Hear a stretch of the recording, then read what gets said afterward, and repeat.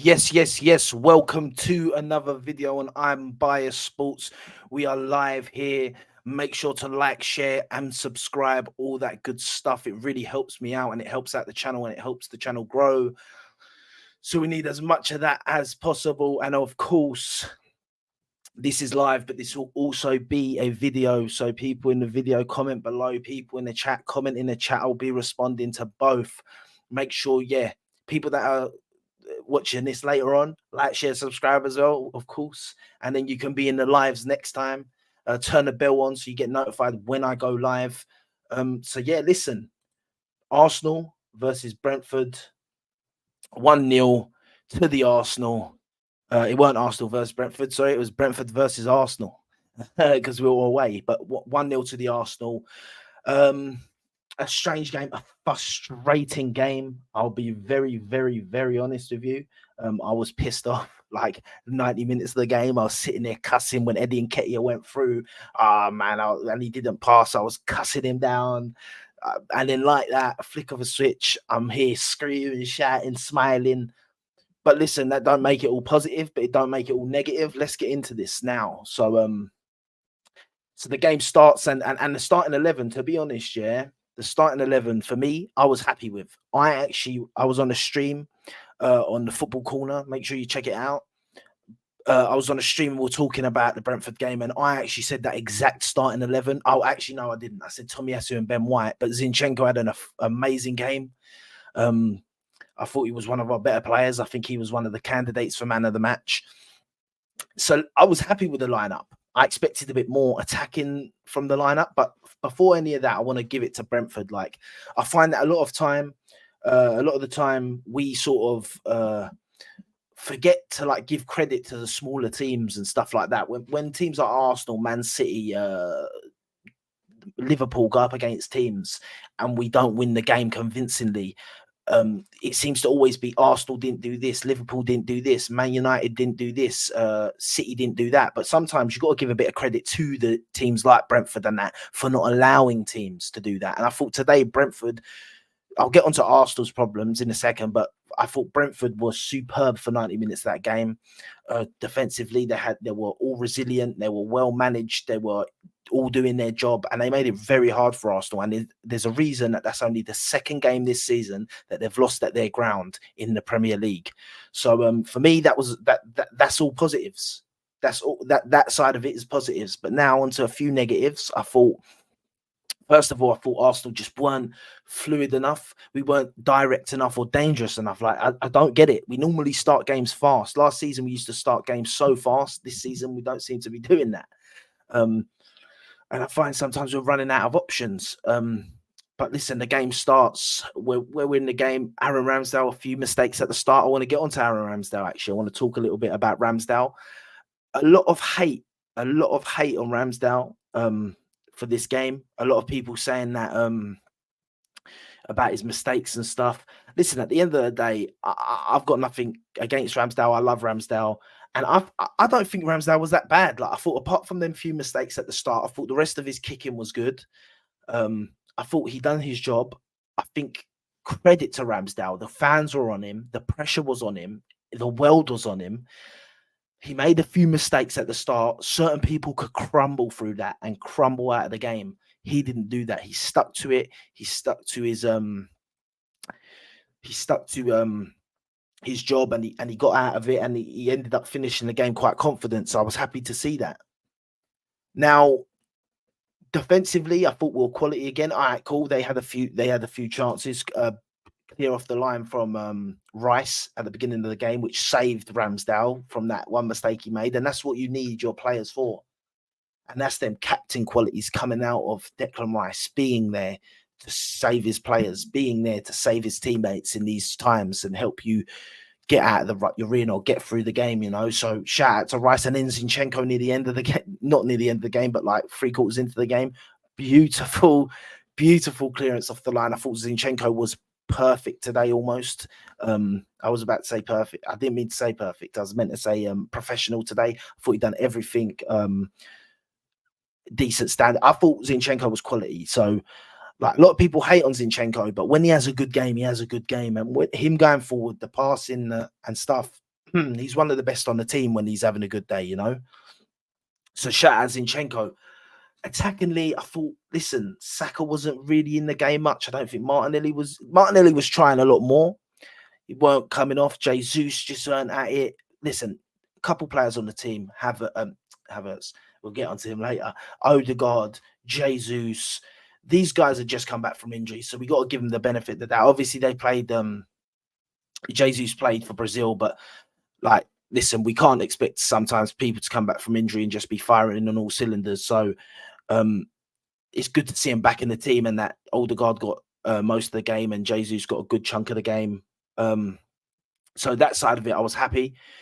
We just need, listen, there's something missing attackingly, and that's what we all know. We need a striker in January, but as long as we keep getting these 3 points and getting up and staying up there in the battle, when we sign and if and when we sign a striker in January, we could catapult forward, in my opinion. Because at the end of the day, no matter what anyone wants to say, we're top of the league right now. That's crazy.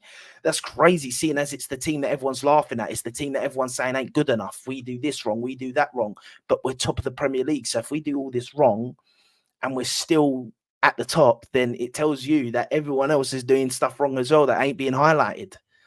People want to say injuries. You can't use that against Arsenal. We've had loads of injuries. We've had one of our star midfielders out the whole season, Thomas Partey. We ain't had him all season. So at the end of the day, for me, all that needs to go. All that needs to go out the window, mate. Because for me, yeah, like, we're top of the league. We're not. It's not good enough. No Arsenal fan is sitting here saying it's good enough how we're performing. None of us. But at the end of the day, if you're not performing, you need to be getting the points on the table. If it ain't all lovely dovely on the pitch, you've got to be getting the 3 points, and we've done that today. Once again, Saka didn't have a great game, but what did he do? He contributed to a goal. That's another GA for Saka. This guy somehow's GA is just rising every game, and he hasn't even clicked into gear this season. We ain't even seen Saka at 75%, in my opinion, this season. But yet he's still getting all these goal contributions. And listen, onto Kai Havertz for a little bit, man. I want to give Kai Havertz a little section of the show, you know, because fair enough, man, fair enough. Listen, he gets all the stick in the world. We all know. I'm one of them that didn't want him at the club. I said when he come in, I support him because he's an Arsenal player. That's just who I am and how I am. If you put on the red and white, then you're good in my book as long as you're trying, and he does try.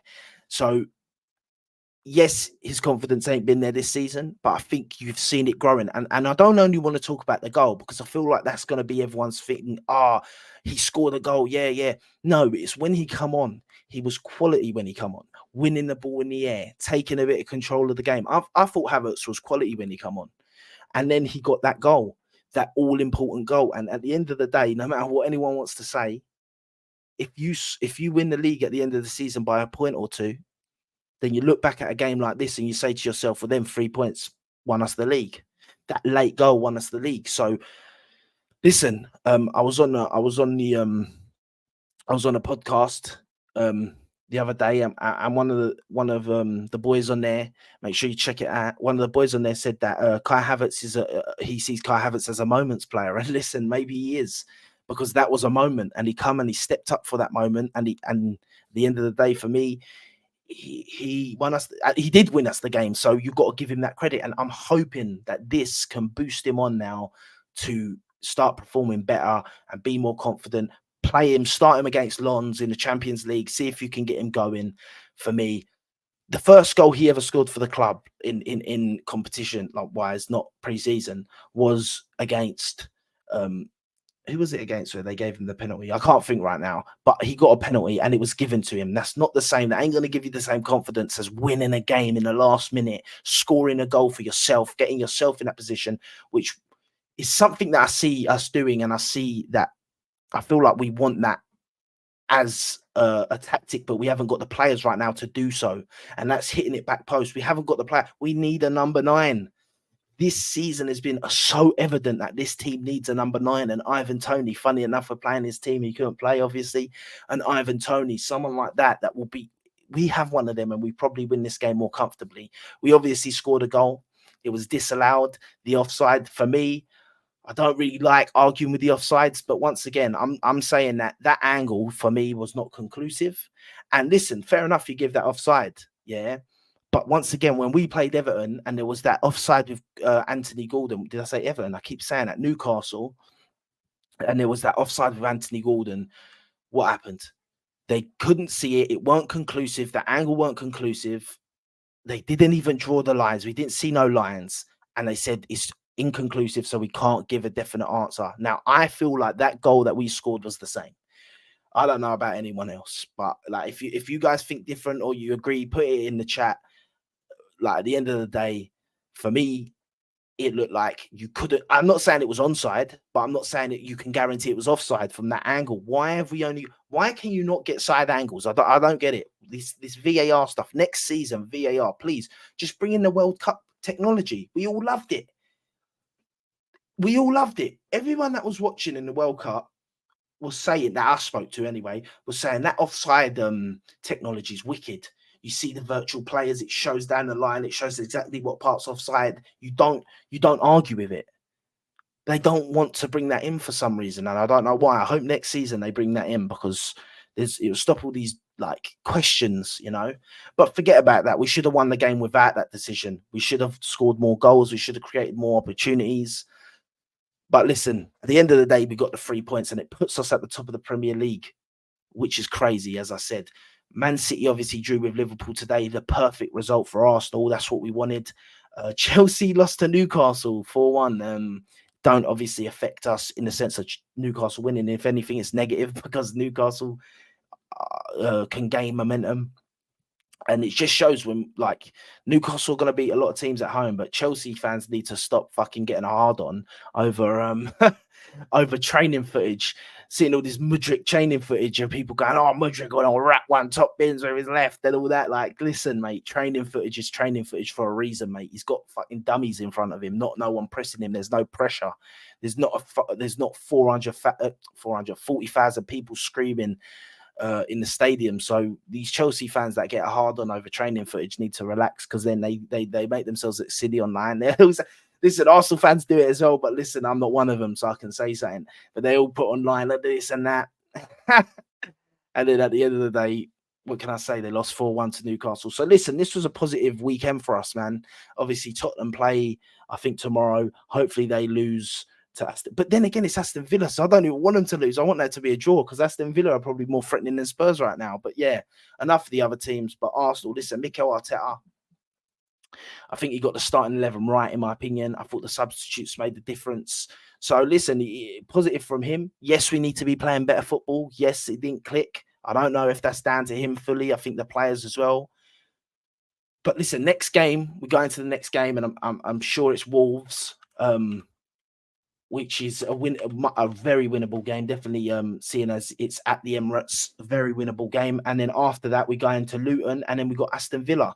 So the next two games are quite nice fixtures to fall upon, like Wolves at home. And listen, Wolves away is a tough one, but Wolves at home, it's not a tough one, but you should win it. But it's not like a walkthrough. But I think them at the Emirates, we should be battering them. And then, yeah, Luton, we should be battering them as well, even though it's away. So, listen, we could get another 6 points and hope that City and that drop points, and we're in a good place. As I say, it's still early. We've got to go forward. We've got to stay in the title race until January, and then have the adequate players come in January. Listen, I will repeat it till the heavens come home. This is what we need. Signings, 2 at least, a number 8 and a striker in January. Please, Arsenal Football Club, I'm pleading with you. Please, can you bring in 2 players from at minimum, and quality players, not no 2 crappy players. We need 2 players in January, an 8 and a 10. But listen, this is my little max reaction. It went a bit longer than I expected, but I went on a little rant and a little rave. And listen, and credit to Kai Havertz. For me, man of the match probably goes to Declan Rice. It was between Declan Rice and Zinchenko. Listen, Declan Rice, Zinchenko, and Havertz were the 3 names in my short list. Havertz, I say, listen, he won us the game, but you don't win the game just by scoring a goal in the last minute. You've got to keep the team going throughout the whole game, and I think Declan Rice done that, and Zinchenko. But like, Declan Rice is just so quality, man. Like, listen, the people that hate on Declan Rice, he ain't that good and that, need to just relax because they're just hating on him. They're just hating. He just does everything that you want your midfielder to do. He never loses the ball. Watch him. He never loses it. But listen, make sure you like, share, subscribe, all that good stuff. I'll be back probably with a match player ratings, hopefully, maybe some content with some other people, but I'll have a lot more going on this channel. And if you're watching this as a video, make sure you comment below your thoughts on the game and how you think Arsenal are going to do come the end of the season. Now, listen, what can I say? Waka waka, 50 million down the drain. Kai Havertz scores again. Unbiased Sports. Peace.